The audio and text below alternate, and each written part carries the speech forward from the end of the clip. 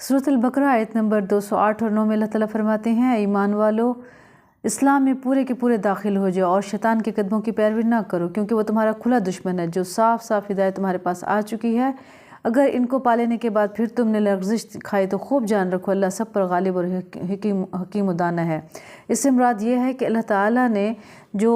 اسلام کے احکامات اتارے ہیں وہ تمام کے تمام اس میں ان کو اپنانا ہے، یعنی شیطان کی قدموں کی پیروی نہیں کرنے کی۔ جو من پسند چیز ہے اسلام میں وہ لے لی، اور جو اسلام میں جو چیز ہمیں مشکل لگ رہی ہے اور ہم اس کو نہیں اپنا سکتے تو اس کو ہم چھوڑ دیں، یہ غلط بات ہے۔ اللہ تعالیٰ کا یہاں واضح طور پہ حکم ہے کہ تمہارے پر واضح حکم آ چکا ہے، یعنی قرآن و سنت کی شکل میں، تو اب کوئی گنجائش نہیں ہے کہ کچھ چیزیں اسلام کی لے لیں اور کچھ چیز نہ لیں۔ تو لہٰذا حکم یہ ہو رہا ہے کہ پورے کے پورے اسلام میں داخل ہو جاؤ۔ اس چیز پہ غور کرنا ہے کہ اسلام میں پورے کے پورے داخل ہونا ہے، یعنی اسلام کے تمام احکامات پر عمل کرنا ہے، اور اسی کی وجہ سے پھر ہماری بخشش ہوگی اور آسانی ہوگی، اور شیطان ہمارا کھلا دشمن ہے، بتا دیا